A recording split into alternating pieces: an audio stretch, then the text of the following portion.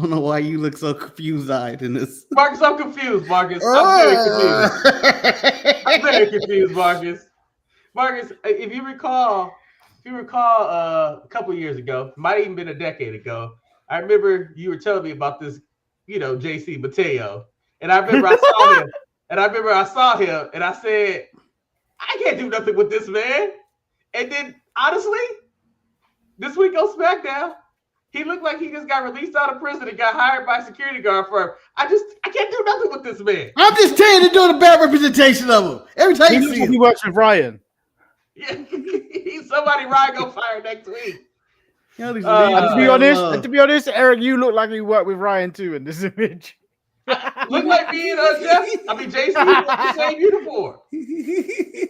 Then Nia Jax, she thought she had it, but she didn't. The distraction played no role in the match, none whatsoever. No, it had nothing to do with it. But I thought Tiffy died. Tiffy died. And then, as Shantae said, might have been one of her most enjoyable segments of the sit-down interview with R-Truth. HLR, hustle, loyalty, and respect. Let me tell you what this interview exposed, that man has no more hair. No, he don't. I don't know what the braids are holding on to. Everybody, welcome to the Sharpshooters Wrestling Podcast. I am Eric, as Marcus switches the squares around. I'm the racially ambiguous Lord Manny Hayes. And I am Marcus, the grand finale. And we're joined by the dog. Enrique the dog. That's a name. But you know what? A sweater with a sunflower on there. I can't believe. Yeah, I'm disgusted that the dog has a podcast sweater. I'm the only one with a podcast sweater on this show. Tired of this white privilege shit. This dog. Take it over. Wow. Anyway, how are you chaps doing this today? I know, Marcus, you said you're tired. You gonna go to sleep right after we finish this show? Absolutely not. I'm gonna go run 10 miles. Getting shape. Like you're Rocky. What about yourself, Betty? How are you doing? I see that PS5 controller in the background. Yeah, I got PS5. The Knicks won yesterday, which I was very surprised about. This guy shows up. Look who's showing up at the end. Maddie. At the finish line. Do not do this to yourself. Do not do this to yourself. I know they're going to lose. Okay, I want you to keep that same energy because you've been saying that they're going to lose and they keep winning. However, shout out to Eric. Exactly. I've said they were going to lose to the Celtics. I knew they'd beat the Pacers. Shout out. They haven't played the Pacers yet.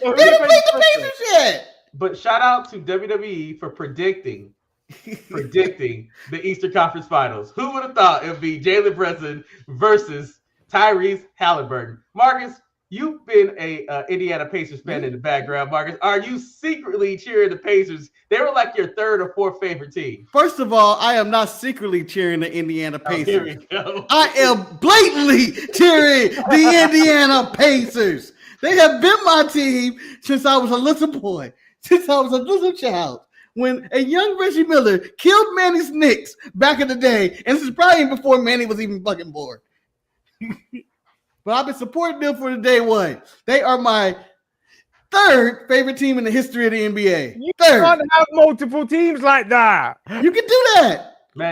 Manny, you grow up and you evolve and you find out who you are. Yes, it was a time when I didn't settle on the Clippers. There was a time when I followed wherever Charles Barkley went. No, he did not play for the Indiana Pacers ever, but I also liked Reggie Miller. I just want to point out, Marcus' team goes as the Clippers, the Rockets, the Pacers. Excuse me? No, that's incorrect.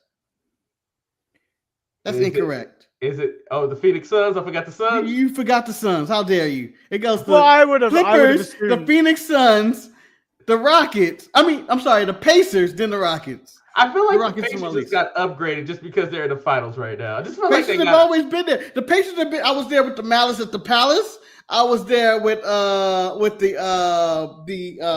Reggie Miller and whatever amount of seconds. I've been there with the Pacers for a long time. How's the weather over there? Fair.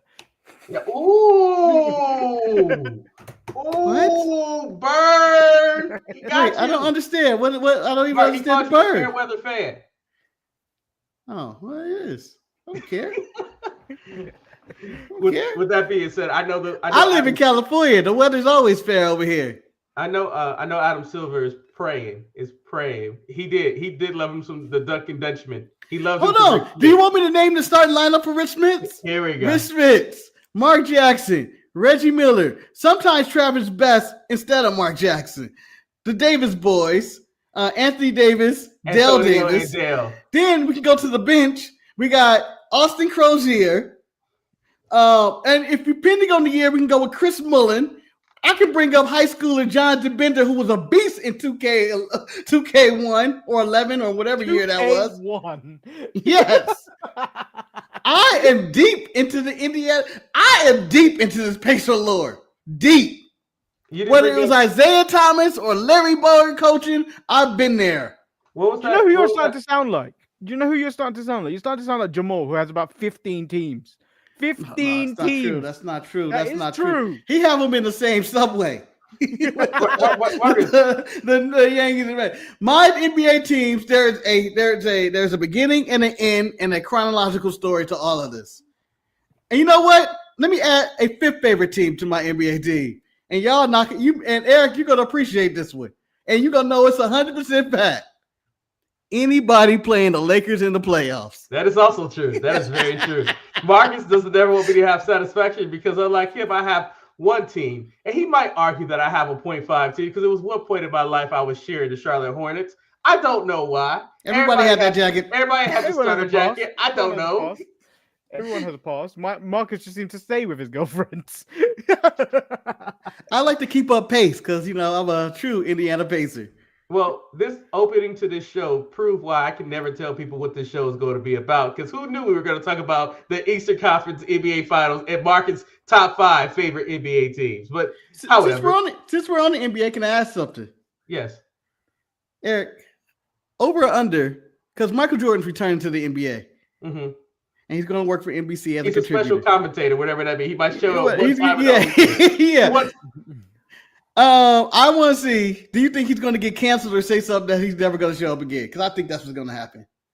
I don't know. I don't think so. I think he's going to fuck up. Michael Jordan, he's going to say, he's going to cuss. Who's going to tell Michael Jordan what to do? Well, allegedly they found his Ferrari. They did what? They found his Ferrari. He lost it? Apparently he had sold it and it went missing and they found it in the California home amongst the fires. Apparently, it was the one that he pulled up to in the 1992 finals. Oh, shit. Oh, okay. That one. Yeah. But I was like, I guess, whatever. Still, don't make me go watch The Last Dance for the 17th time. It's inspiring to be a dickhead. Well, Betty, I hope the Knicks continue to exceed your expectations of them. I mean, it would be nice to see one of us win something since the two LA teams decided that they didn't want to play this season. They wanted to wait till next year. You know what? Let's stop talking about this depressing NBA stuff because it's all rigged anyway. It's all rigged. The NBA has been rigged like wrestling for years, and I'm done with it anyway. It's baseball season. Well, Marcus, most people say baseball is rigged too, except that we're losing to the A's to try to keep kayfabe alive. We didn't lose to the A's. We lost to the Angels. No, we lost to the A's. We whooped the A's ass. No, the first game they whooped their ass, Marcus. And then we beat them 19-0 the next night, and then 13 the next night. They won one game, and it was a barely win. Marcus, stop. You're boring Manny up there. You know, we talking about baseball. We don't want to put Manny to sleep. Don't make me talk about swimming. But you don't know anything about cricket. I'll tell you something. You got to use a crumpet. And they throw the ball on the ground, and it bounces, and you swing up. And it was used in the 1990 movie classic, Teenage Mutant Ninja Turtles by Casey Jones. Facts. I can't believe that we've almost gone 10 minutes and we haven't said one thing about professional wrestling. We started the show talking about wrestling. We talked about a man in a top flight security guard named Jeff Cobb, Mateo. No, JC Mateo. Can we just call him Mateo? The JC stands for Jeff, like Alan Jones. I just want to call him Mateo. Oh, Detlef Script. I remember when Detlef Script was a Seattle Supersonic. That has nothing to do with anything. No, he briefly, I thought he went to Indiana. No, you guys are confusing him with Chris Mullen. Oh, possibly. Anyway, so the first thing I want to talk about, I was talking about during my hiatus and my multiple times around. I noticed that there's been a lot of outside chirping in professional wrestling by professional wrestlers. People talking, from Will Ospreay saying that, the best wrestling is in AEW, from Karrion Kross making a name for himself and becoming a cult following to the point where now they're selling their merchandise at arena shows, and from Ricochet for just being a complete a-hole and nobody liking Ricochet. Marcus and Manny, do you like this, I guess, direct connection to wrestlers and how they're using their platforms to, I guess, tell whatever stories that they're telling now in wrestling? Before you go further, can you check your microphone? Because it sounds like you're just talking off your monitor again. It does? Yeah. Yeah, that's why I asked if he was nasally earlier. It says I'm talking to my microphone. Something's off. Yeah, it sounds like far away. Yeah. You can hear me now? Same thing. Nope. Huh. Same thing. Anyway. What about now? Is that better? What's the question? That is better. Worse. Yeah. No, that was better. Is it worse? Actually, no. It's better? Yeah. All right. It don't sound tinny. Okay.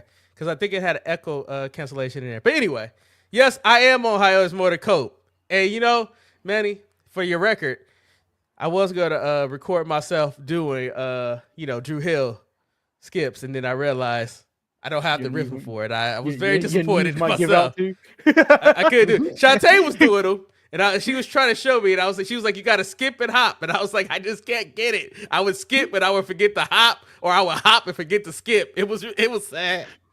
It was sad. I am not performing anything that any musician currently does because all my favorite musicians are sick and delusional. No Diddy. Anyway, can't have any heroes anymore. Hey. Oh, can we get the? I'm assuming if they do make the Diddy movie, it's called Bad Boy, right? It's got to be called Bad Boy. It has to be called Bad Boy or Baby Oil. The Baby Oil Chronicles. No, Bad Boy, Slippery When Wet. That's the sequel. I can't wait till we get Baby Oil Tokyo Drift or Bad Boy Tokyo Drift. Anyway, but Mark, so do you like all the way that people are going to business for themselves and promoting their own brand, saying what they want to do in all these interviews? Like, is it too much oversaturation for professional wrestling? I've been saying this for forever. I wish all wrestlers shut the fuck up. I preferred them better when they were all quiet on Twitter and social media. They all need to shut the fuck up. Everybody has a fucking opinion about everything. Everybody's talking about everything. And, some of them are correct. Some of them are incorrect. But I'm just tired of hearing this wrestler has this take or this wrestler has this take or this. Shut the fuck up. I used to like when these people were mysterious and I didn't know nothing about them.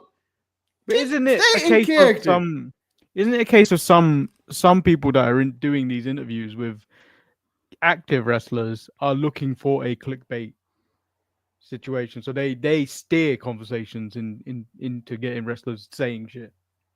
I mean, no one even. Oh, go ahead. I was gonna say, like, I'm almost 100% sure, like, when Will Ospreay was started talking about how he has the best wrestler in his company, I have nothing against him saying that his company is the best. Nothing against that part. But I know that these people in the media, they're gonna run with this headline, and that's all you see is this, and this. And I would think that wherever you worked at, you would hope that if you that passionate about your place of employment, that you would, you would highlight them. Personally, I don't do that. I'm not out there saying that my work location is the best location in the best county. F that. I could care less. It wasn't necessarily that, though, was it? He said just the WWE does not interest him. He doesn't find the product interesting. Dog walk the ass. But and in my opinion, that's a fair comment to say because it's not everybody likes what WWE does. That's why AEW exists. Yes, that's the main reason why AEW exists. So, if you don't like it, you don't like it.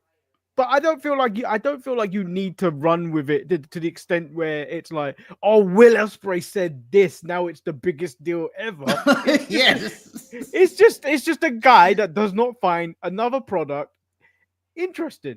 But the funniest thing about it, me going, I don't like tag team wrestling every week. But it's like the thing about it though, it's like I'm okay with like Will Ospreay saying it because I think Will Ospreay is arguably in the top 10 professional wrestlers in wrestling right now, whether you like his style or not. You really stressed that. You know, you could have put him in at least top 5. I could put him. But I want to be. What we say? What we say? You know what? Every trying to stop an argument. You know, he's at least in the top 25 best wrestlers. Marcus, honestly, I think for what he does in the ring, he could be arguably in the top 3. However, but somebody like, for me, in my opinion, who keeps talking and who seems that he just can't keep his former employee's name out of his mouth is Ricochet. It's just so annoying at this point. Like, he was like, you know, this and that, and like, yeah, people were nice, but I hope I never have to go back. No one cares. You're the only one who keeps bringing it up. WWE ain't never said anything. You know what? We really miss Ricochet. We really miss what he brought to us. I mean, it seems like he's just out there hating on people who flip. The man did not invent flips. People were flipping before him.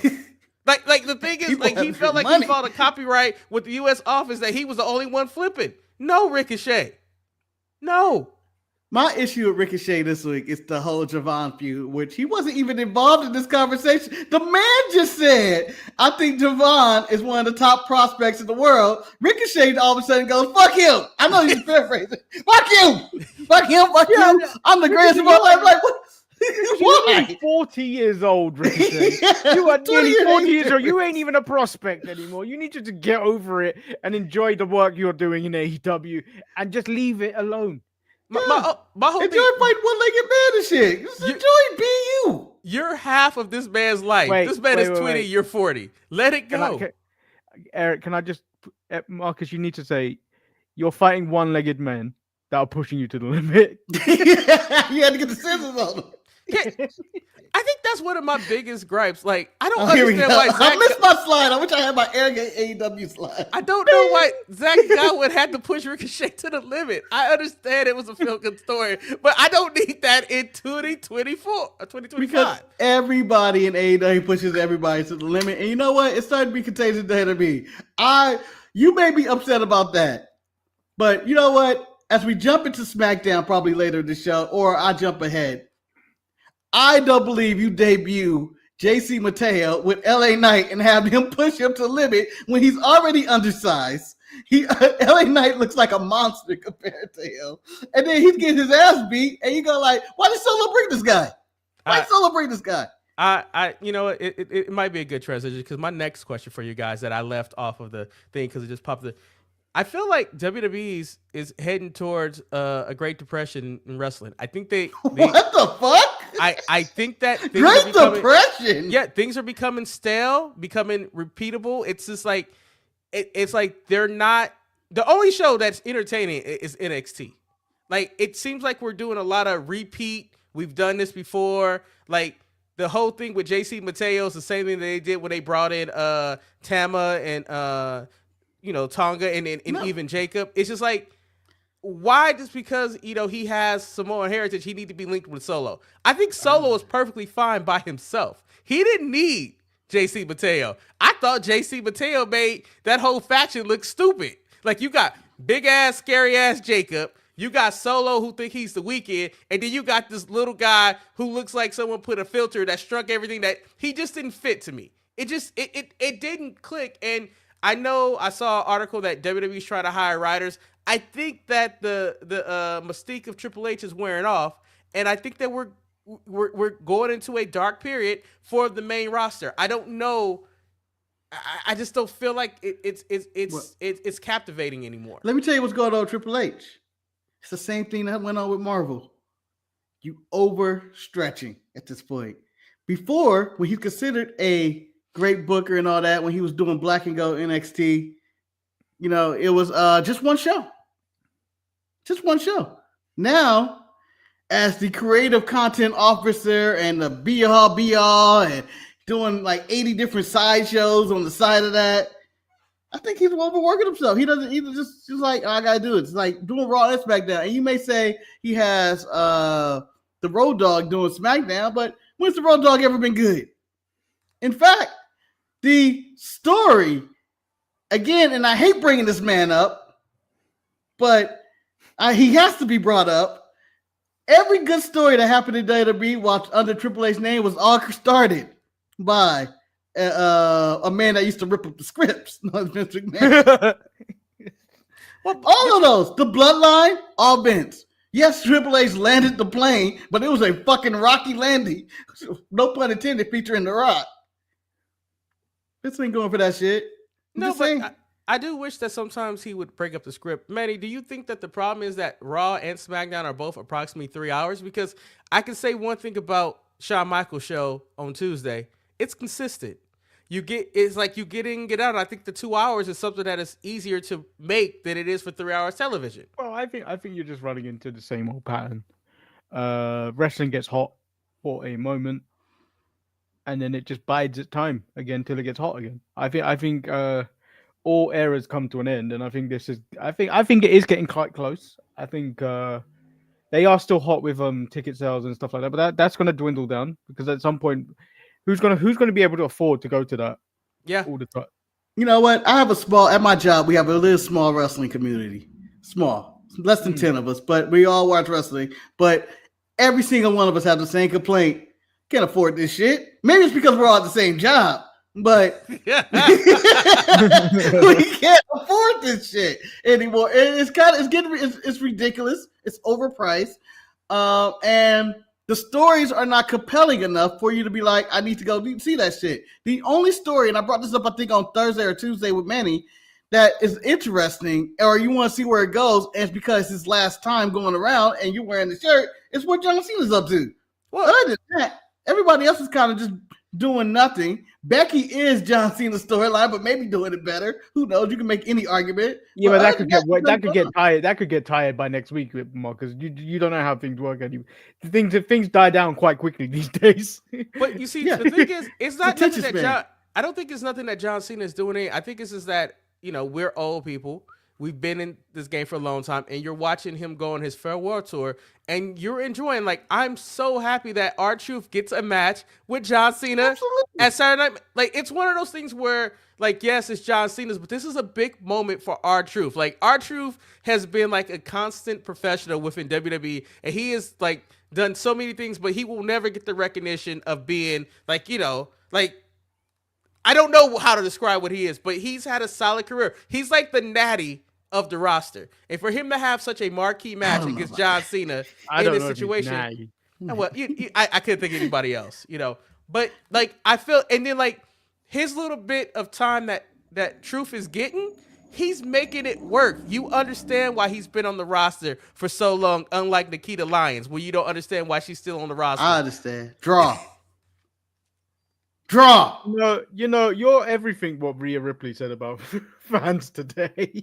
Just right there in that statement. But Rhea's right. Yeah, but women wrestling can't do shit.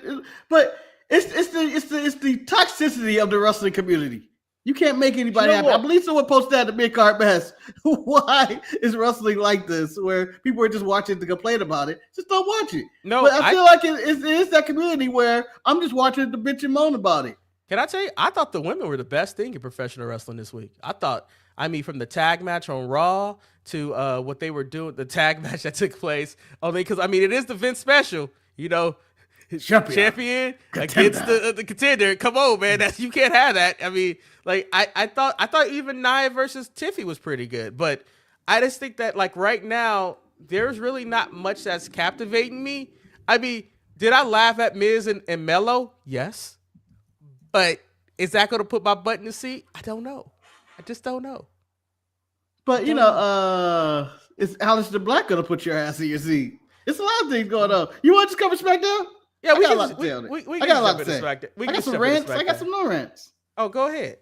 You have rants on SmackDown. I didn't care enough about SmackDown to have a rant. You need to learn how to have. You need to learn how to have rants, Manny. I had a rant about this week. Remember, Manny? I was going.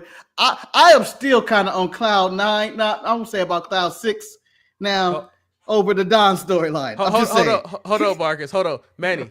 Let Marcus and I lead you in this match. We'll lead you because we can have rants on SmackDown. We can have rants. Me and Marcus, we can tag team on this. Marcus, they didn't even go into the guy's house. They didn't go to his house, Marcus. No, let's still they didn't go to the house. Let's still SmackDown, Eric. It's a safe house. They couldn't get in. It was safe. It was safe. SmackDown began with with Jacob and the Bloodline. They don't even have a name anymore. JC Mateo. You may call Solo and them. Mateo. Solo and them. Yeah. But the greatest thing about this whole segment is that Solo just called him JC. I think Solo forgot his last name was Mateo too, and then announcers conveniently asked Mateo when he was at his match. But Mateo sounds like doesn't even sound Samoan. Mateo sounds Italian. I don't know what it sounds like. He got the name for Manti Teo, NFL player right now. I can't remember what team he's on right now. Is that where that came from? I'm assuming the guy with the imaginary. It's a common Islander name. Mateo's not that. Let's keep it 100. Let's not get this thing twisted. Jacob said he was bringing that title to the family. Yes, Jacob. Jacob is a star. And you know what? Solo cracked me up. I'm going to talk about the part. Solo was hilarious when he was like, what you used to tell me? Nah, I used to say it like you mean it. And then when he did the nah, I mean, and he was mocking Jacob.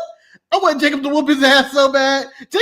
Solo is a big piece of shit, and he's a jealous, bitter person. I recognize the bitterness. I've seen that in myself. The interesting thing about Solo, I see it in you.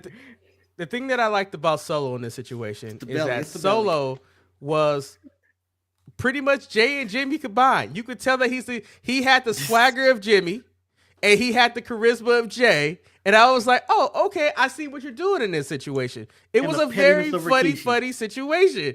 I just thought that JC Mateo did not need to be there. He did not.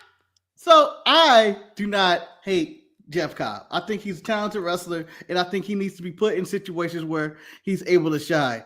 I don't think WWE has put him in any situation by putting him around the largest fucking people on the planet to look like he's going to shine. And you got Wade Barrett talking about that body type, that flip and all that stuff. And you go like, they have Bronson Reed right now. And Jeff Cobb. I would rather have Bronson Reed. Hold on.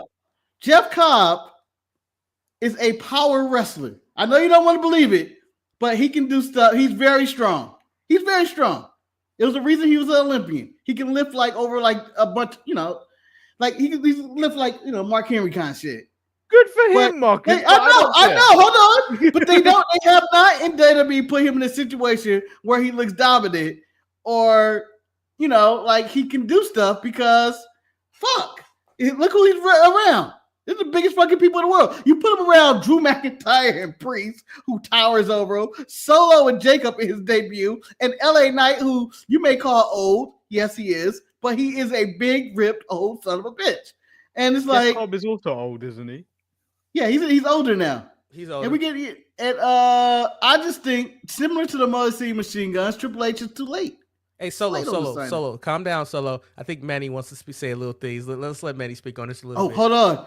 I love you, Manny. Say it like you mean it. What do you mean? That's what I always say. No, I don't get anything from Jeff Cobb. It's too late. I don't feel like Jeff Cobb even suits this audience. Jeff Cobb suits an AEW wrestling audience. He does. I don't think he's ever done anything in his career where it's character driven and sports entertainment. He's always been wrestling. I think he's going to be put in situations where he's probably not comfortable being in, and that's going to make him stand out as not being as being a flop. It's what I see going forward. They chose the wrong person. You just said, yeah. He shouldn't be with the bloodline. No, it's not. It's not about being with the bloodline. I think your first impressions is everything. You have to understand. Most of the WWE audience hasn't seen him. My issue was his attire that he wore.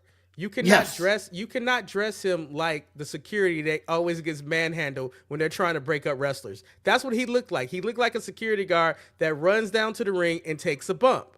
On top of that, you have Solo dressed in his suit with his chain. You have Jacob dressed like he about to go rob. I don't know what Jacob was dressed like, but then Jacob looks like he about to go buy some Black and Mild, and he gonna hang out, he gonna chill. But then someone gonna start something, he gonna have to walk over there, and you gonna be like, oh shit. It just looked like that. JC showed up to work, did not know that he was gonna be on television, and they said, hey, just put this black shirt and these pants on. I hope that they realize what that aesthetic looked like and next week they have him in better attire. Maybe if he was in wrestling gear, like, maybe like if he was Randy Orton. I'm not 100% sure what you could do, but that first impression was not a good impression. And I don't care how much you can tell me what he did on the indies. He looked like an indie wrestler amongst giants. And that's my biggest issue. He didn't look like an indie wrestler. He looked like an extra. Well, maybe next week or the week after will be different. Because obviously, he ran out after the match. And Nick Aldis made the match. So on paper, if you were looking at the SmackDown, he wasn't supposed to have a match. And then Nick Aldis made a match. Yeah. So he wasn't prepared. So maybe going forward when he is prepared for a match, the look will look very different. He have a doublet. He probably could have had a suit. A suit would have did wonders. Like, but no, fat guys in suits never look good. If it's Taylor, it looks perfectly fine. No, there's some fat guys that can pull out a suit. Yeah. So, one of my favorite moments though took place backstage because honestly, as Marcus alluded to it, where they're going all in on this Trump thing with Chelsea. Be fat, be chin, them talking crap about this Money in the Bank situation, and quite frankly, the wrong person won the match. I didn't want Alexa to win this match, but people like Alexa. That's money. Yeah. Manny, I go to you. Alexa's been one of your favorite thumbnails for a long, long time. Did she win? She has not been a thumbnail for a very long, long time. She's been a thumbnail for like 2 years. I know, because she went off and had a baby and betrayed you because she was always on the thumbnail. I don't know if I will. Like, I just hope she doesn't win Money in the Bank. I understand. I don't think she will. I think whoever else is in there is probably, because you know what? I get the feeling that Jade is probably gonna win it, and I'm gonna be disgusted by it. She doesn't deserve it. Why not? But she looks like she deserves it. I would give it to Jade just for the simple fact it's a quick victory for the title and it's fine, and she can win. She's everything that you guys accuse JC Mateo of being. Who, by the way, I'm dropping the JC. I'm just gonna call the man Mateo. Okay, I'm calling Teo. Shit, I may call him Potato, but he looked like a potato, like a Spud. Let's call him Spud. JC Spud out there. Yeah. That's a good name. Manny, that's such an indie name. Manny, in your WWE 2K27, you could do JC Spud as your wrestler. Yeah, versus Jeremiah Biscuits.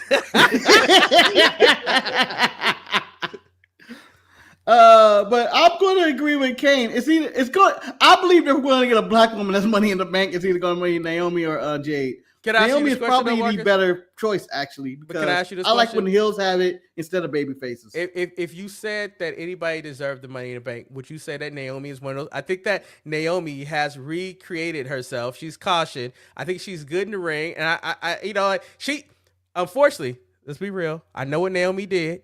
She realized that Nakamura is not on television anymore, so she decided she's going to steal his gimmick and is stand in the back in the dark, looking at everybody else as they cut promos. That's what Naomi's doing. But, Nakamura ain't there to do it. However, I think that, but Nakamura's back. He sent his hate via tape. He back. Continue. Where are we on this show? So we got Fraxium versus DIY. This match was fine, but I could tell Fraxium was a little bit stimulated about the crowd size because they were very sloppy in this match. But overall, I thought it was a good match, and we're going to get them next week against the Street Profits. Once again, I don't understand why this is not taking place at Saturday Night Main Event instead of Smackdown, but, what can I say? Because apparently the Street Profits are not allowed on pay-per-view. I don't understand I don't understand Triple H's booking. This has been going on for a long time, but the Street Profits are not allowed on pay-per-view. Maybe it's ridiculous. I even felt the frustration when they were talking to Fraxium. It's like, you're not gonna get it on whatever pay-per-view we got coming up. You're not gonna get it on Saturday Main Event. You're gonna get it next week on SmackDown. Yeah, we can't even make Saturday Night Main Event. Damn. Like, it's extremely frustrating. And why should I care about these tag team titles if they can't even do pay-per-view? And on the side note, DIY, the Motor City Machine Guns, dead.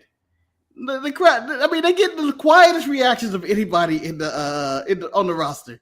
I don't know if anybody's getting quieter reactions to them than the Machine Guns and DIY. No one cares about this. Hell, Fraxium came out. They were kind of like, lukewarm on it, but work on it. And this is, I don't think this is. It might. You guys might say this is disrespectful. I hate to say that both of those tag teams are more appropriate for AEW than they are for WWE. I don't think the WWE audience is going to care what they can do in the ring. But I also think that we have seen enough of DIY and Motor City Machine Guns that I don't think there's anything else that they can do to really engage the WWE audience. Well, they did their ladder match, and that's going to be the peak. I think that's the peak, and we're not going past that. Manny, I'm going to go to you at probably one of your favorite moments of SmackDown, probably the only thing that you liked. It's when we had the ESL competition with Andrade and Rey Fenix that was interrupted by the Samoans and Mateo, who was looking for LA Knight. Manny, please allow us your interpretation of this backstage segment.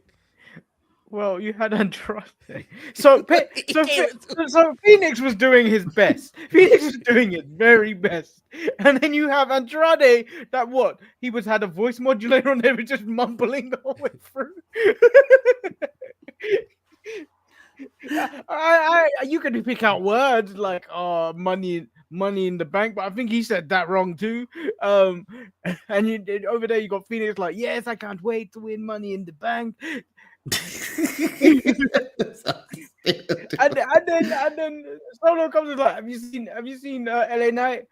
Oh yeah, Española, and then walks away. Dude, that was probably my favorite part of the whole thing because that made me laugh. Once again, Solo has so much personality. Like Solo seems like somebody I would hang out with. Like Solo and Big Jim, I hang out with. We get into some trouble, people.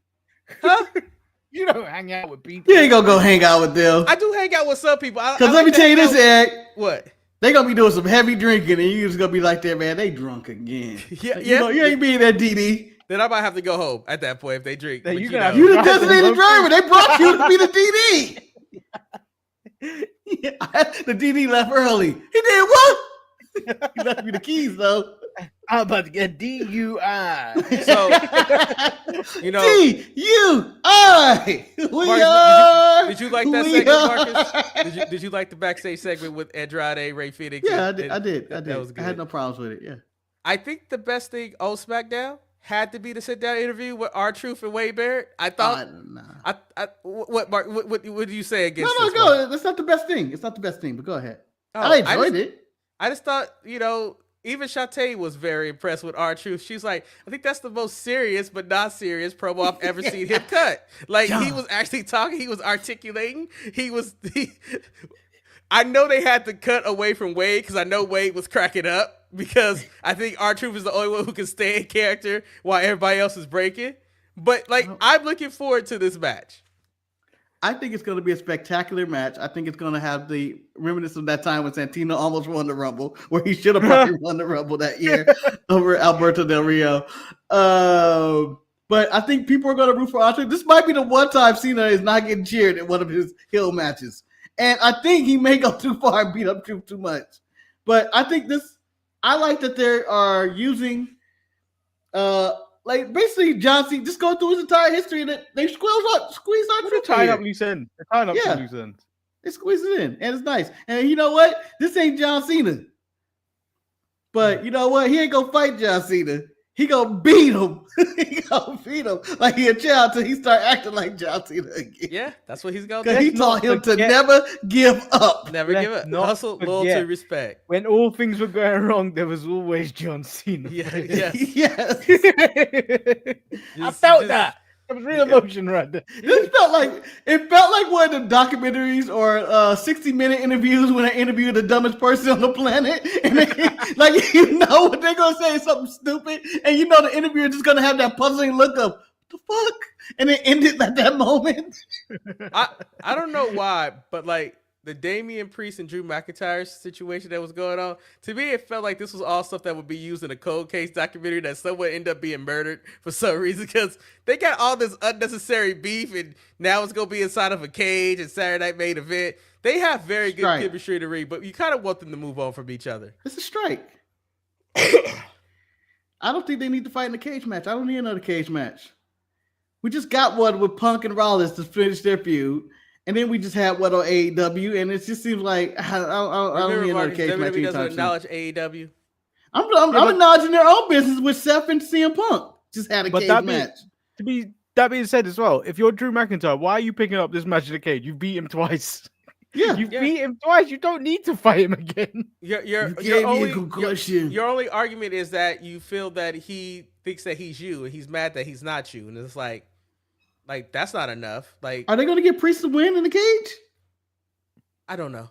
I think there's more upside with Drew McIntyre than there is Priest, but like you can't buy that size that Priest has. But I think he needs to have something more meaningful that's not involving him. He might benefit from a run in NXT going after Oba.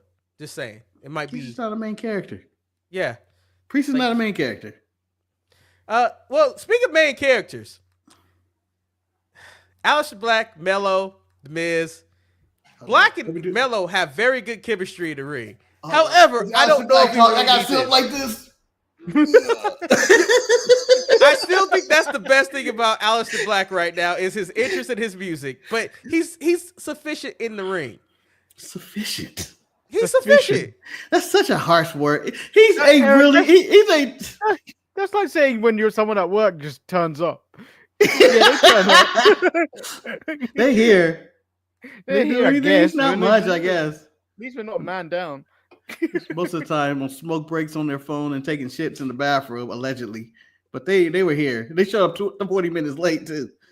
But I think he's really good in the ring. I just think that I don't know what I could do with his character or if I can tell compelling stories with Aleister Black's character. I really wish I thought this was a good match. King with him. I wish he would have brought Brody with him. Brody King is too much for WWE, man. That's what I would have brought in. I mean, so I know you already given a strike, Marcus. I'm going to give a strike. And my strike is normally in Eric form to Charlotte's outfit. Don't know what the hell that was. Decided not to button her pants. I don't know what that was. Not to button her pants. But we learned trying to be a fancy leader and it ain't working. Yeah, we learned in this whole process of Alexa Bliss walking down the hall talking to Charlotte that Julia is a new member of SmackDown. That I didn't like the way she walked out that office. It seemed dirty. It's because she got those braids in her hair, Marcus. It's the braids in her hair. It was Nick. It was Nick not wearing a tie. I didn't like her sliding out of there.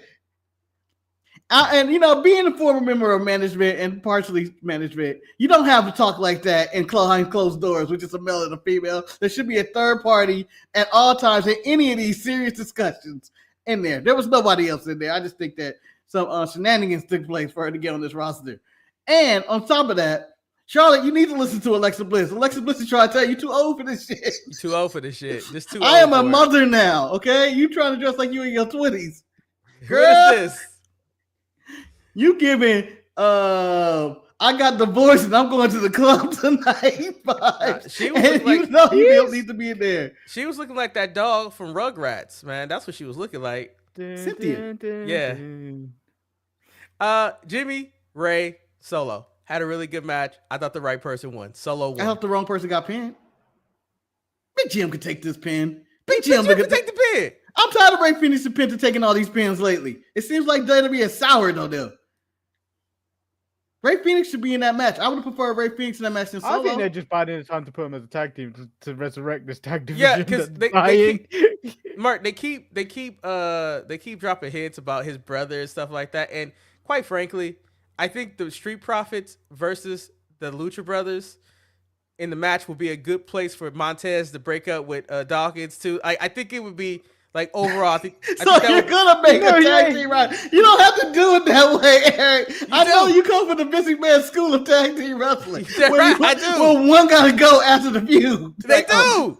You got to. Maybe we can strengthen this division. We can put the Lucha Bros together. We can have the Street Profits, Eric. We can have DIY and Moji Machine Gun. Yes, they're dead in the water. Maybe and we can have all these different tag teams. Maybe we can bring the Usos back together. The New Day are out there. Maybe we can use all these talented tag teams and put them on one goddamn show, and we can have a tag team division for once. We've been doing this goddamn podcast for 20 years, and the WWE ain't had one damn tag division set. Man, you got anything to add to what Marcus was right there? I don't even know why he changed his voice. I hope everything he envisions and he just said never happens. Oh, it's never gonna happen. You know why? Yeah, that's why. WWE don't give a fuck about tag teams. They don't give a fuck about tag teams. They never will.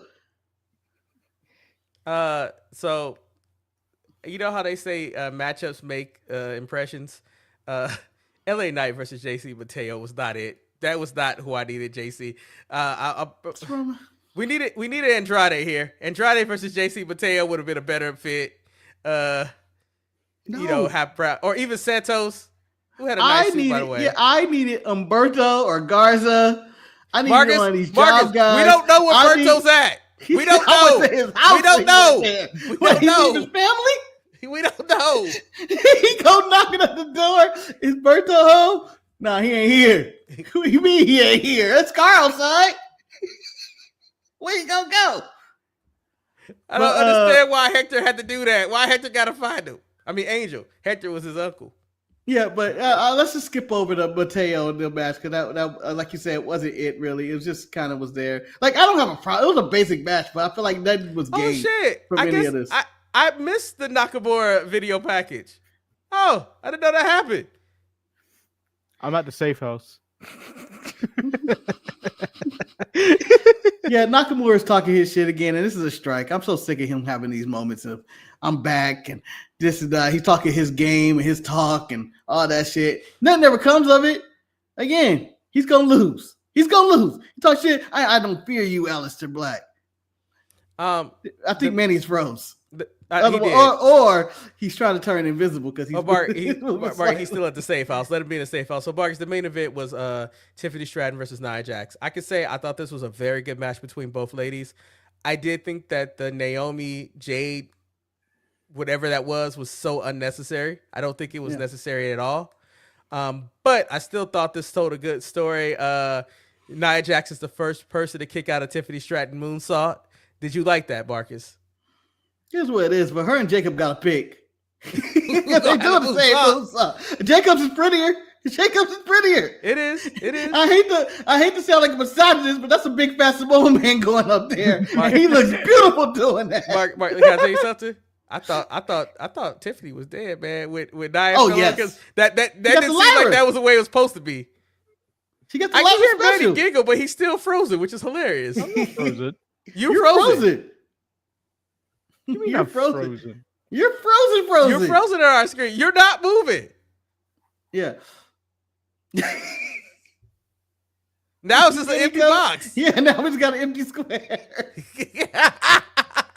But I thought they were about to get the title of Nia Jax. You thinking about Lyra?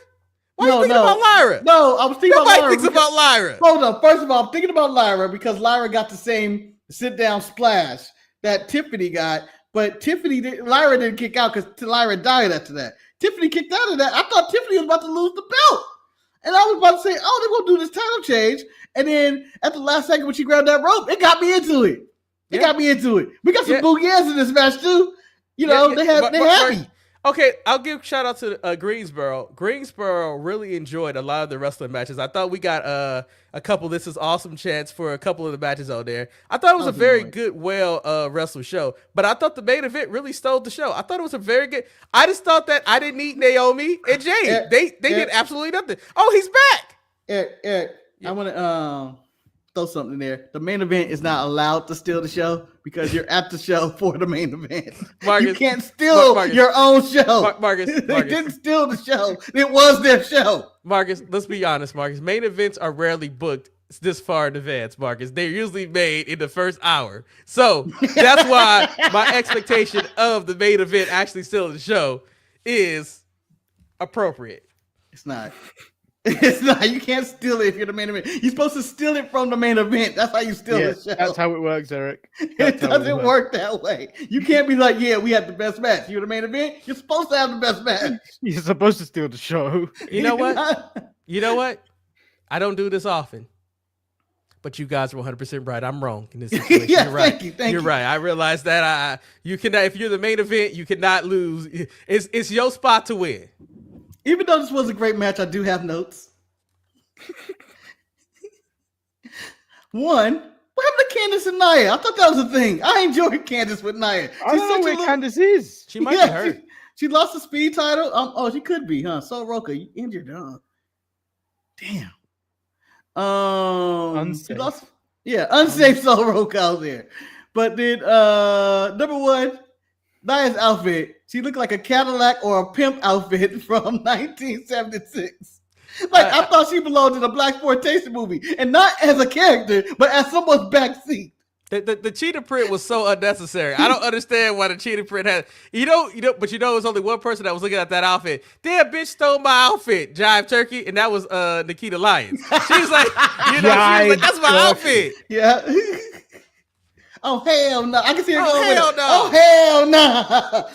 Don't make me make a trip on Smackdown. I'm already on 3 wrestling shows. Shit, bitch. That's my outfit. Shit, don't fuck with me, nigga. Wow. I hope she don't say that. You know she says it. You know it. We all know it. She says it whenever she watches the show Power.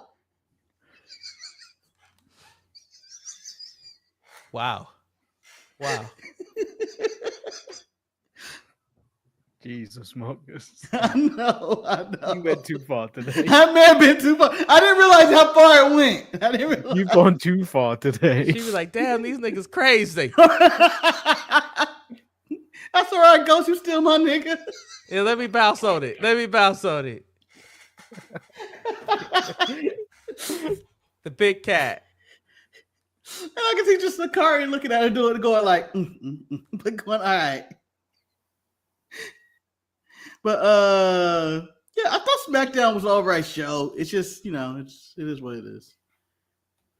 Did it beat NXT for me this week? No, because that's beating the safe house segment. Hail to the fucking no.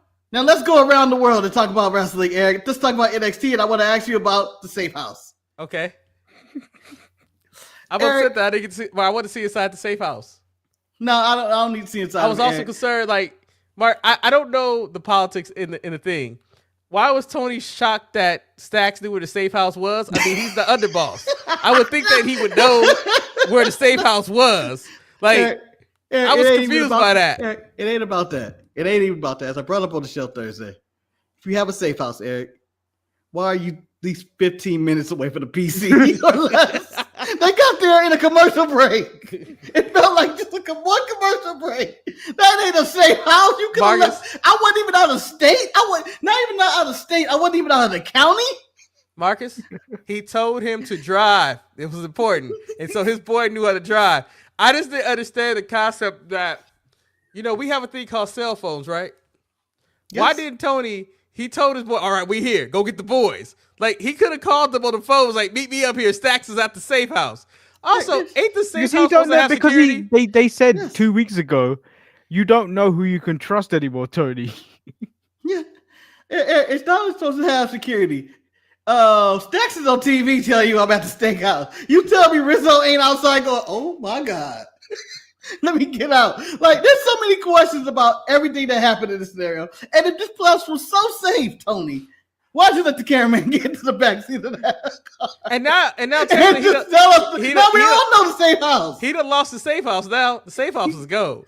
The safe house is Mark, done. really, that's what you focused on NXT the most. You just talk about the safe house. It made me laugh so much about the logistics of how bad it was. Everything about it. Nobody's calling anybody on phones. Tony just got up and no sold his finishing man to the car. Isn't that what we love about wrestling, where they just take the real life and they twist it into something totally different? Like some total bullshit. The safe house. Yeah. And hey, what's your thoughts on Stacks? I always thought Stacks had potential. I did. It was something about I've never heard you say that out loud. I never had to say it out loud because, whatever. Because it's like he has a look to him. The issue is that I don't think that the whole mob gimmick can really work any other place but NXT. So it's kind of like, can he, transition from here? Like, how they have the list of all the women who've been in development? I would love to see the list of men. But, people are sexist. They always want to talk about women. As Big E said, that people need to stop asking women to retire when they get 30. They can wrestle as long as they want to wrestle. I thought that was Rhea Ripley. No, he went out. He put support behind him. Talk about the double standard. Okay. I don't want to hear from him. Can I ask a question though, Marcus? Do we really need Charlie Dempsey to turn on his people? Because that's what they're trying to elude, right? Yeah, I believe. Yeah, I don't need that. I like this crew together. Tavion and Miles Bourne is a good tag team. I know his name. I know his name, but you know what? He's public enemy number one. I know. He out there living his best life. He out there getting that. I mean, he out there getting that. I don't know why you. He out there getting that. Why are you adding disgusting grunts? Wow, that just made it really worse. His ain't gonna even sound like. But it's not even. Stop talking. You're making it worse. Yeah, Vargas. Wow. All I'm saying, he's too much like Randy Orton. Can't make money on him. Just a Randy Orton. Manny, can I ask a question? I'm glad that you're okay because not only was your most hated wrestler was on TV a lot, they even had a match. Like he wasn't on that. He wasn't on TV a lot. I saw Thea Hale way more than I needed to see Thea Hale. Yeah, one segment ended the match. Sinclair was on TV more than Thea Hale. Yeah. Okay, Mark, you continue to have more questions. Keep asking me questions.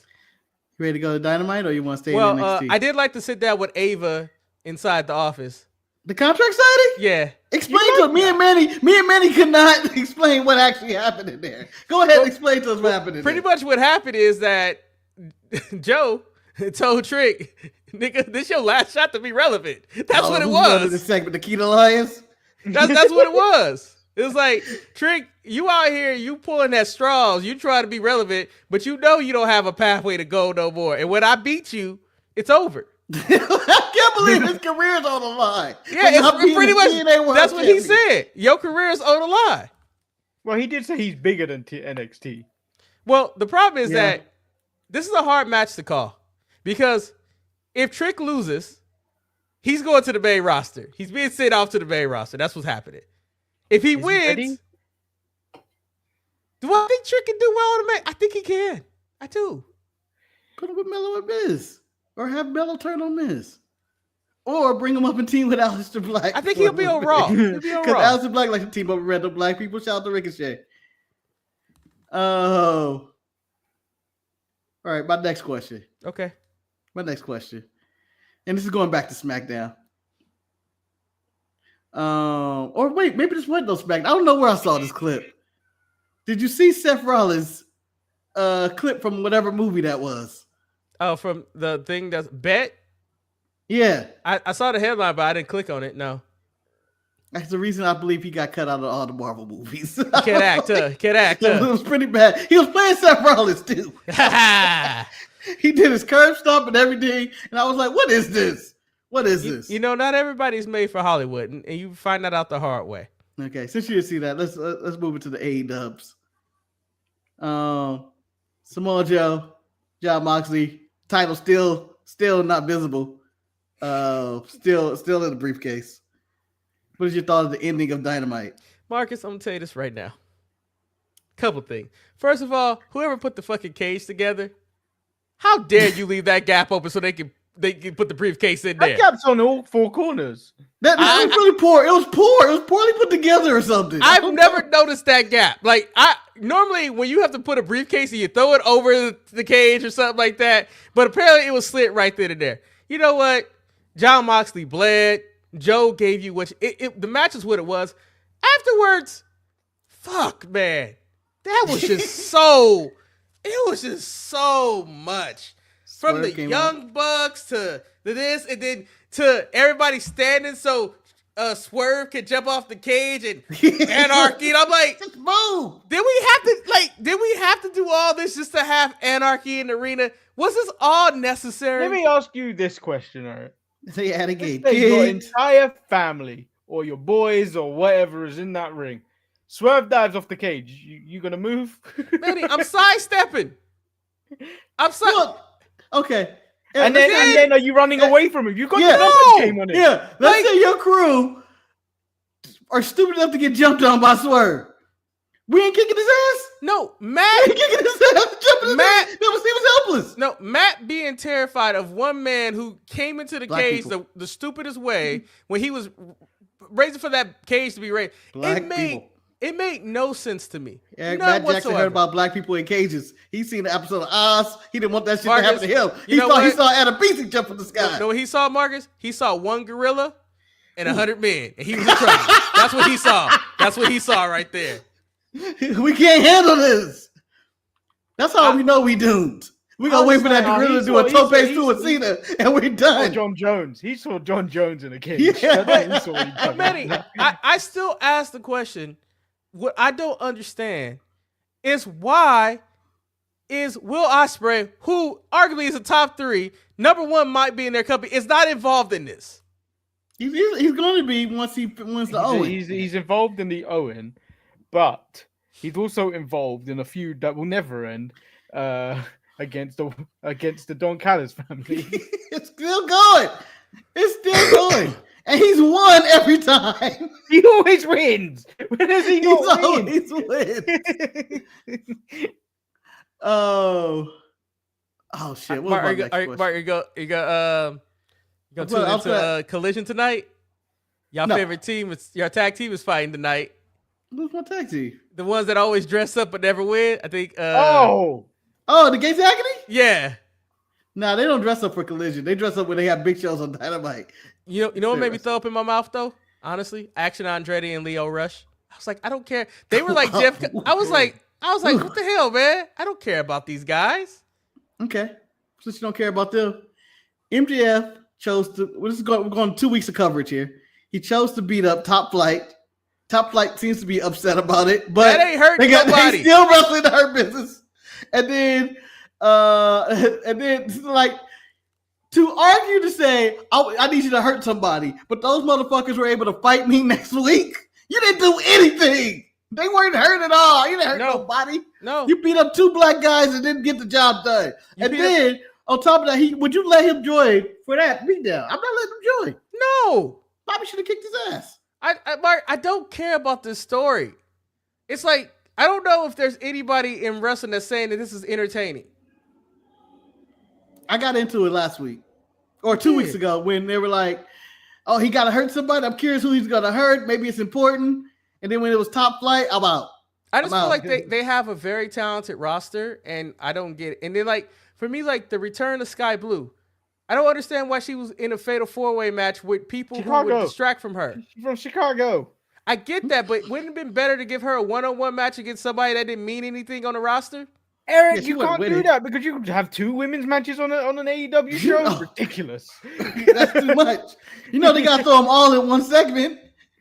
But you know what? Triple H is following suit with that because he threw all his women in one segment this week at the end. They could have easily cut the Stokely Hathaway segment. Easily cut that. Like with McGuinness and Daniel Garcia. I don't care. What was that? I don't care. I just don't care. Like, and that's the issue that I have. It's like there's so much stuff that don't mean. Oh, can we just talk about Gabe Kidd just showing up again? And got no reason to team with them. No reason to team with them. We're bald. Javon or not Trick Toe Javon. Just because we both have dreadlocks, we gotta be friends. Exactly. Just because we got bald heads, we gotta be friends. No. I mean, in essence, Gabe Kidd shouldn't even want to be associated with Moxley. He shouldn't be. I don't remember the War Dogs. There's history there. It shouldn't. Tony just does what he wants. Is the wrestling fine? The wrestling is fine. It's just that shit just don't make sense. And I don't care about a lot of stuff. Like I said, the only show that makes sense to me is NXT. Because they do stupid shit that I appreciate. And maybe that's just my maturity. But if I have to see, they gave us the Vince special with Will Ospreay and Hangman. We got that. Kind of. Manny's declining if it's a Vince special because neither one of them are actually champion right now. Or contender. But if we got to wrestle the Don Callis family one more time, I just don't know. I just don't need it. Takeshka's good. Fight Okada or something. Well, the use of Josh Alexander just to come in the job and be Brian Cage number 3. He's just fits the category Les Archer. At least he's getting money. They just need to let I don't understand why they couldn't win this tag match. Just let them lose, Hangman them lose, and they can have their little dust up like they still had, and they could have took the loss. Like, I'm so happy that Josh Alexander went to AEW because I don't think WWE could have did anything with him. No, it was the same thing. He's boring. He is boring. Yes, it's just Ethan Page made him interesting. Shout out to Ego out there just losing and kicking people ass backstage. Yeah, but you know what? Josh Alexander helped him with his wrestling. Be like, oh, let Josh wrestle, let Ethan talk, tag team. You know what? Again, all you need is a personality to get by. Can we go back to this? You know what? I realized I cannot have JC Mateo on the roster when I have a JD Madonna. That's just too much. Like they just changed.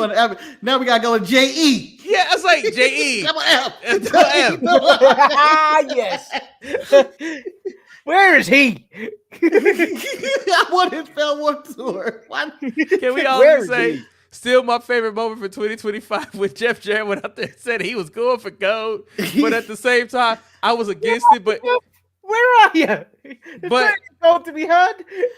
But can we be real? That was actually probably one storyline we could understand that he was going for gold. Okay, what is your take on Tony Khan pulling Mina Shirakawa's music after the match? She came out with new music. It was shit on by everybody on Twitter apparently. And then at the end of the match, they brought the old music back. I don't know if because Tony Rage, he's like, "Fuck them." Can I honestly say, like, I don't know what it was about production on this episode of Dynamite, but everything seemed off. Like there were like people interrupted things that didn't need to be interrupted, like with the whole Hurt business, like how they had the match and then MJF came out, and then next thing you know, they go to commercial break. I was like, "What are we doing?" Like, I don't know. It begs the question though. So he listens to fans talk about, oh, we don't like Mina Shirakawa's music. He changes it. We've been complaining about this Mock storyline for months. Months, Tony. He knows how to end it. And you know, Mox probably has creative control. But Manny, I also think there's people out there who enjoys this Mock storyline. Yeah, no. I just think that remember Mercedes has creative control. I'm assuming John Moxley has creative control. I don't think people should get creative control personally. No, I think you can give input, project. But I mean, you're still an employee.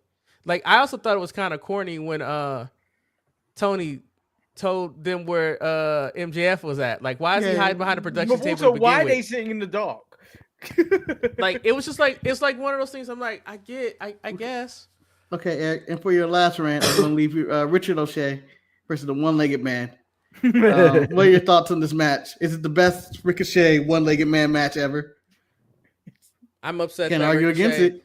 Ricochet supposed to be a big star. This 50-50 booking gave Zach Godwin too much offense. Should just came in there and murdered that man. I don't care if his family was there. What's your strategy of taking the one-legged man, Eric? Take out the other leg. Take it to the mat. He can't stand. He can't fight. Well, remember, he chased Ricochet out the ring on the ground. I understand what he did, Marcus. I understand what he did. Eric, you sound so disappointed.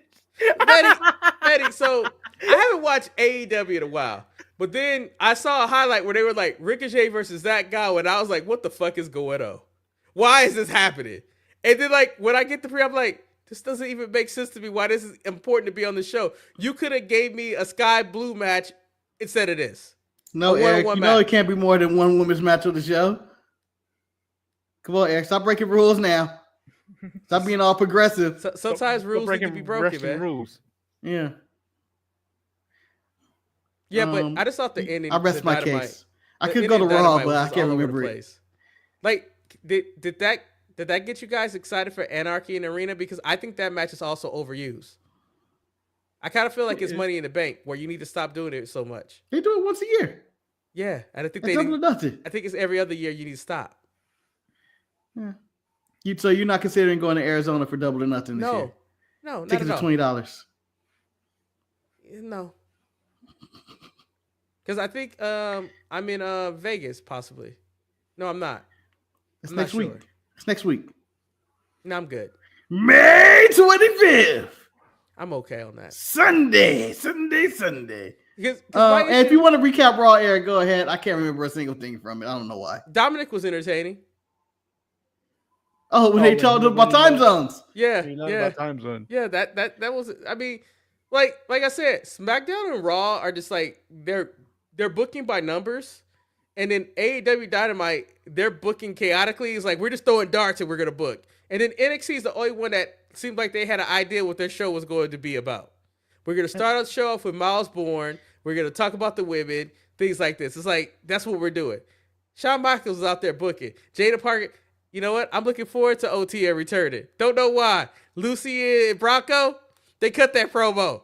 Hopefully they better the ring. They learned something. They learned. Last but not least, Eric. LFG. The season finale is this weekend. What's your picks? Who you got? And not only who's your picks, can you make money off any of these 4 people? That pause says everything. Damn. No. I don't think I can because can't make money? I think like Jasper Jasper, whatever. Jasper Troy, goddammit. Jasper Troy. Man, he's frozen. Eric, it's a goddamn shame that you're getting the black man's name wrong. Yeah, the problem with him. Well, he ain't called it Black Armstrong like some people here. I don't even know what that means, but he's like one of those individuals where he probably would have benefited if he wasn't on TV before. You know what I mean? Like if you kind of just saw him come, like, who's this big man? It's kind of like with Bailey. Like, you know, hopefully Bailey is hidden for 2 years and then she comes out. She can you clarify your Bailey? Is Bailey Humphries over Bailey Humphries? Bailey from Bailey two Baileys. Bailey Bugbunda. Tyra May is interesting because I think that she could go in the ring, but I think she gets out of her head. And I think that Kane brought out Troy Yearwood. I think Troy Yearwood was probably the biggest potential and waste on the show. He just had a bad coach. Like, I don't think Mickey was a good coach. That's why Mickey got replaced. Tell Michelle McCool is going to be the real coach. I think Gunther said it all about Tyra May still when he was on like week 5 or something. Oh, the greatest lie when your first career choice didn't work out? No, when he was not that line. It was more like, she's an Olympic gold medalist. Why isn't she out here dominating? Why she should be in that ring dominating, out wrestling people, but she's giving away too much of herself. She's being booked terrible. The way they're booking the matches is terrible. But you have to, in that kind of sense, try and see the best out of both of them. But she's not stepped out. With that Olympic background thing, you would assume she would pick it up, but you would assume she'd pick up a little bit better than everyone else. Yeah, so that's why I've got Xena winning. No, I've got Xena winning because she's a character. Manny, of all 4, I got Xena because she's the most entertaining of the group. Like, she's the one that took criticism, got better, and I think that people love blondes. I was gonna say she's winning because she's blonde. They ain't changed one bit.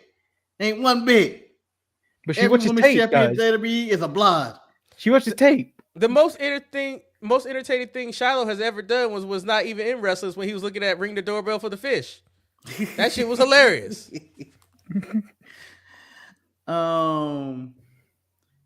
My last question about LFG. BJ Ware is gone. Do you think you're ever gonna see him again? I hope not. Yeah. Because you know why? He looked like the white version of Jeff Cobb. Like the small cop out. No. He looked like he was really small. Lesser, grand value Grayson Waller. Hey, what happened? No, it's like you threw. It's like you threw Grayson Waller in the dryer, and then he came out smaller. That's fucked up. And what happened to Dark State? They wasn't on NXT this week. Where they at? They were on last week. They were back I didn't next see week. last week. I mean, had they lost momentum already? I mean, what are you gonna do with them right now? It's not really a place for them. It's no point. Who they racing against? I'm assuming they're Trick's goons, and maybe they're gonna help Trick win that TNA title at what's the pay-per-view? Battleground. Which is also next week. Are we Are we watch along and stuff next week or no? Will we watch along and stuff? Yeah, I mean, because it's like you got Saturday Night Main Event. I think we did Saturday Night Main Event one time. It was like, I don't think we never need to do this again. I don't think we should because the commercial breaks on that are atrocious. So Battleground, right? I think we probably should do Battleground. That's Sunday. We can do it. Marcus, you the man who needs sleep. You're the man of 1,000 naps. Sleep for sucker. I don't get 1,000 naps. I'm owed 1,000 naps. Oh my God, the only naps I get are in this goddamn beard. And let me tell you this. Last week, I probably should have did the watch alone with Manny and Wes. Instead of going to Shantae's graduation. Instead of getting horribly sunburned. Should have wore a hat. I didn't know it was going to be outdoors. Nobody warned me. I thought it was going to be a classic laceration. There's some lotion on that dome. Manny, can I tell you something? I've been pushing it on all week. Some people are like, you need to get a real Alabama. You know what the greatest thing about the whole entire Shantae graduation was? Marcus' frustration at Topgolf. Marcus was so upset that he could not win, and he started pointing at the screen. The screen ain't making no sense. This math ain't mathing. Then he came close to victory. Then one fluke shot happened that took it away from him. He was so upset. First of all, you guys know I do not like to lose, or maybe Eric knows this more than anything. It is a flaw in my character. I hate losing. It doesn't matter what the situation is. So it's bullshit. So Marcus, this is what me and Marcus share. I'm gonna say I was tired. I hadn't slept. So both Marcus and I, we talk a lot of shit when we're playing games. And we both don't like to lose. However, I take losing a little bit better than Marcus do. Marcus is just awful. And then Ryan won. And Marcus was so the worst. No, Ryan is the worst. No, Eric, don't tell her Ryan won. Ryan won with outside interference. So that's how it works. Shantae's brother Wade inadvertently took a shot on Ryan's thing that got him like 10,000 points. No, 20-something thousand points. However, Ryan had figured it out and he found the club that he liked and he was racking up points. Marcus still couldn't get over the 20,000 points. Even if you had subtracted the points that Wade had got Ryan, he would have still beat Marcus' score. But Marcus don't want to hear that. Okay, so yesterday I lost sleep over this. not the top golf. Marcus, but we know it's about to be something petty. It's something stupid. It's something stupid. It has nothing to do with me winning and losing, but it can't relate. So Gilbert Arenas had a 2-on-2 tournament on YouTube, and I said, you know what? Let me check it out. It's a half-court game. Eric, if I ever found my community of complaining and being upset about losing, it was that community right there. Because there was a complete, as I think Diddy said, this bitch assness going on in there about foul calls and shit like that. And it was just going on and on. One man wouldn't leave the court because he was like, the game ain't over. The game ain't over. It was ridiculous. It went over so long. And seeing Nick Young, Swaggy P, get tired after like 2 minutes of basketball. It was hilarious. So they were playing regular people. As you know, Damian Priest got on the Walk of Fame for the Bronx. And I guess on the site it's called Lewis, in quotation, Damian Priest. So, like, would you be upset that your real name ain't on the street in the Bronx Hall of Fame? No, I want my stage name. But was it a stage name more Punishment Martinez? Yeah, but I wouldn't want Lewis on there. Don't call me Lewis. You know, that's me what as it Priest. Says. I should show you guys the picture. You know me as Priest or Punishment Martinez. I can't go there. Why is he on there?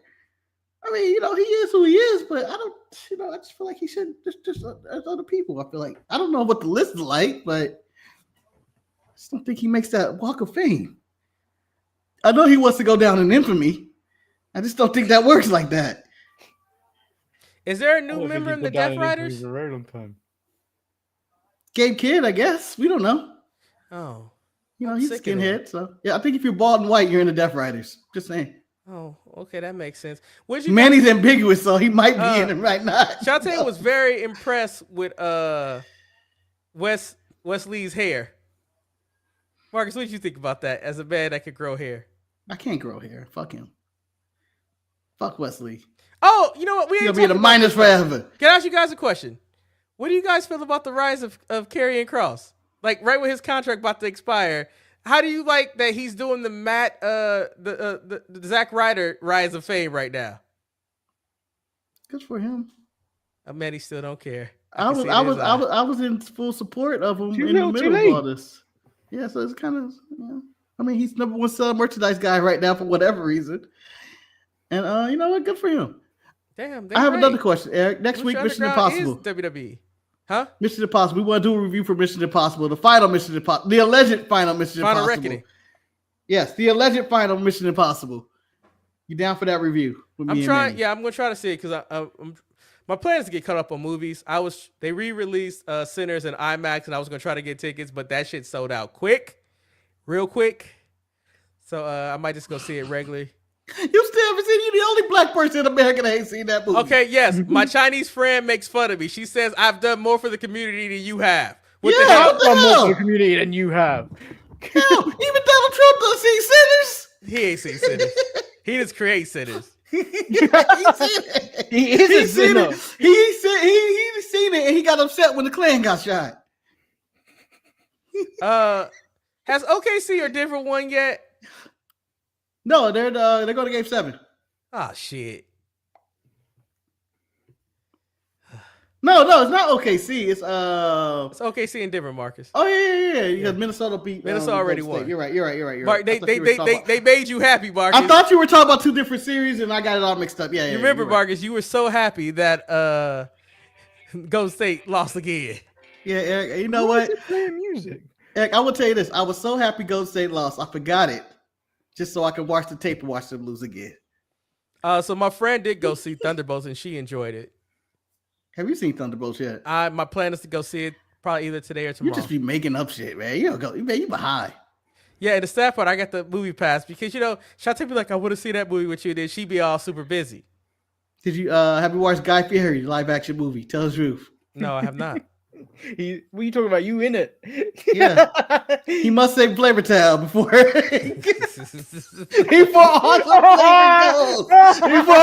the flavor goes away. Honestly, let me say Thanos is about to snap away all the flavor. You remember how you made WrestleQuest for the Switch? They need to make Flavor Town for the Switch. You gotta save the flavor.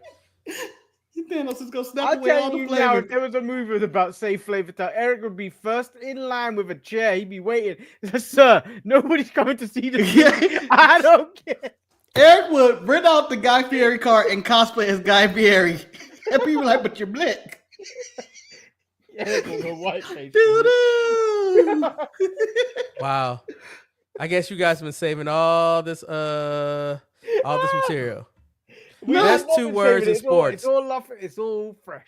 Oh, Game 7. Game 7 is the best 2 words in sports for whatever sport it is. I always hate when it's disappointing. It's a blowout. And JK, you're correct. I think that's one thing Marcus and I can agree on. We never want to lose to Ryan. Because the way he was dressed.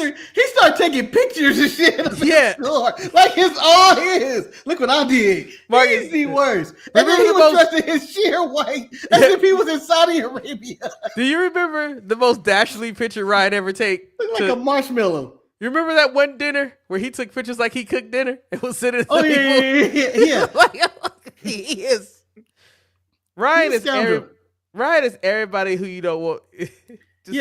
Have you ever seen someone, or I'm sure it's most people, faking on their Instagram posts about how great things are? That's that. Just bullshit. Just all bullshit. His outfit was ridiculous, though. He wore a white shirt with no other shirt. Didn't need it. All nipples were showing. Yeah, it's like, why? To a graduation. But then he had a hat on looking like he was a coach scouting. Oh, man, you never saw the picture, huh? He's like a retired sailor. Oh, hold on. We'll close because we got what? 6 minutes I wear white shirts without an undershirt. No, but Betty. No. This was sheer. Betty, this looked like this was draft day part 2. This was draft day part 2. It looked like he was trying to compete in a wet t-shirt contest. Was he trying to find himself a husband? A sugar daddy?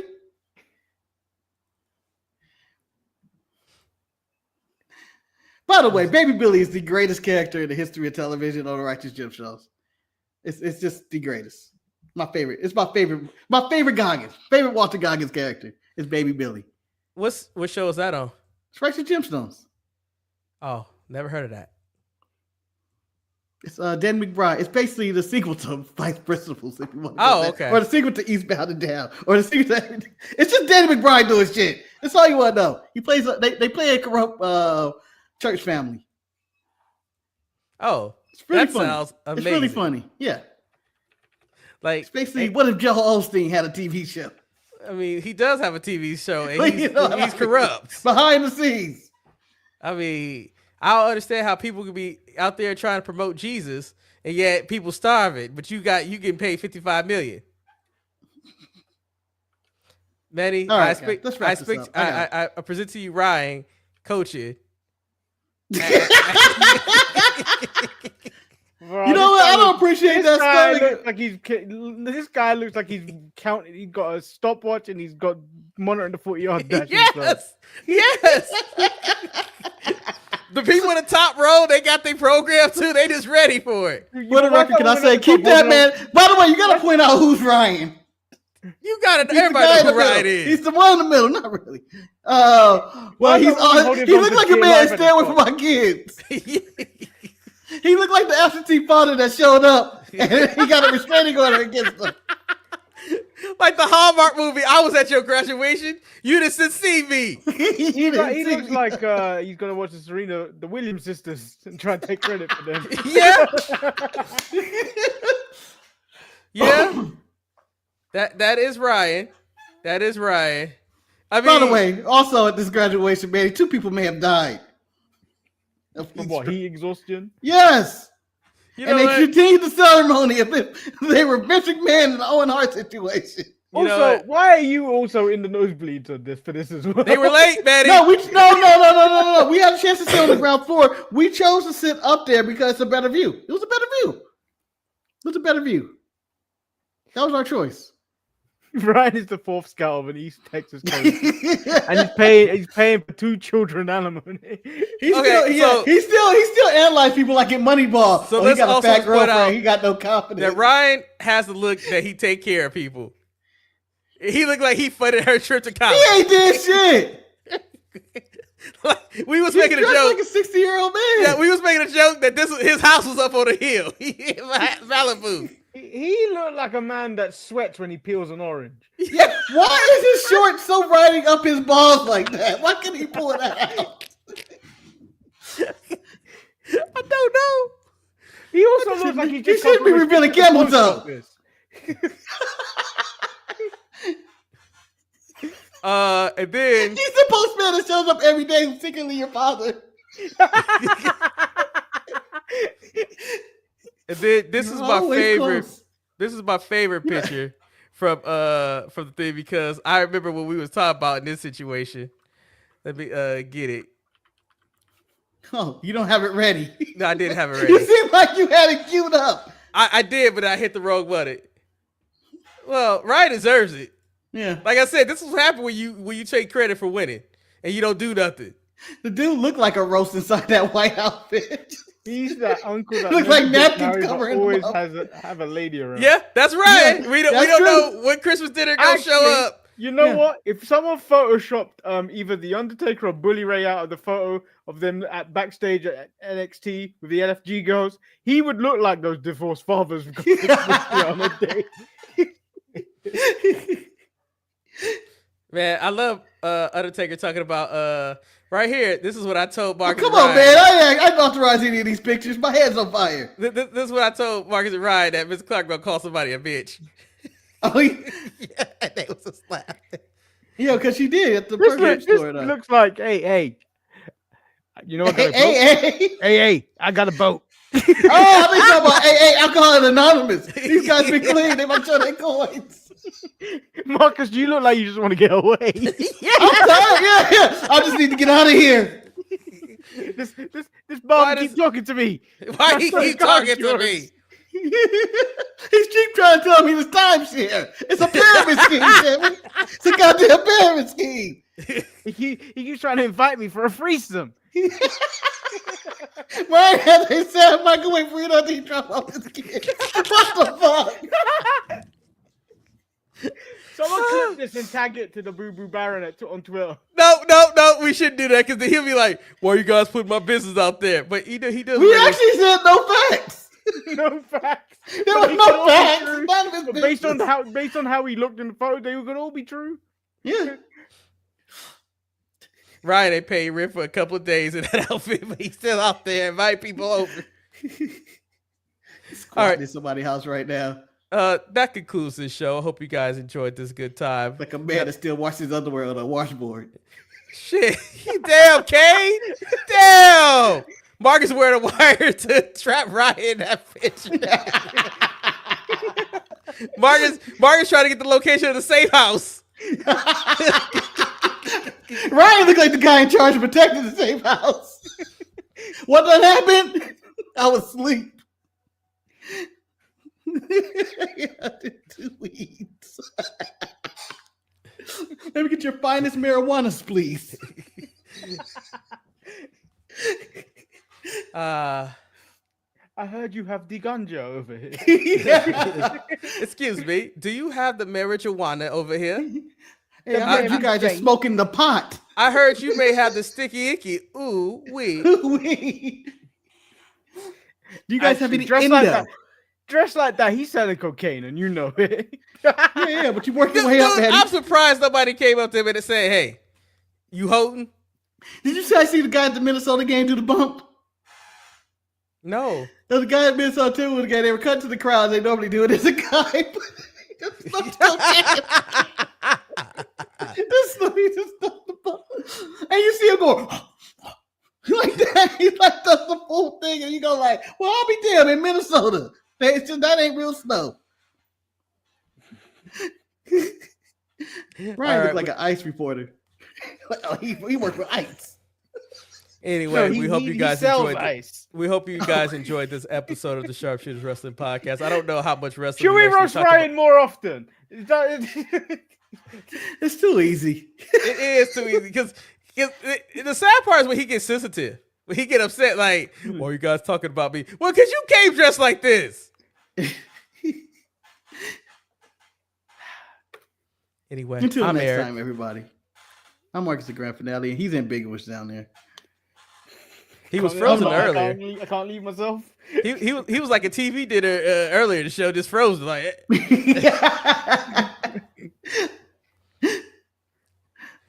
yeah, man, you can exit yourself if you want. You go ahead. I'm sorry. I'm Manny. Bye. And Kay said, "Ryan looks like he the first to turn to the feds.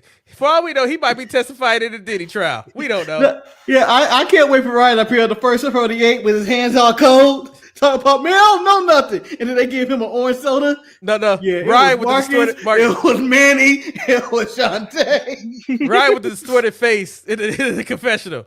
Yeah, I told him not to do it, but they did. What did they do? Everything. They shot him. They fucking killed everybody. But you know who really did everything? His name was J.C. Mateo.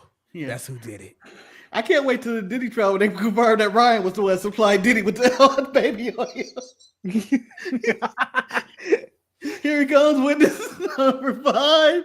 Ryan, the Boo Boo Baron, A.K.A. You haven't outlawed use it on you can search Shit. it in the App Store on that device. All I know is that Tootsie Roll has a new meaning for me now. Tootsie Roll. Tootsie Roll. Anyway, we hope you guys enjoyed the show. Until next time, stay sharp. We out.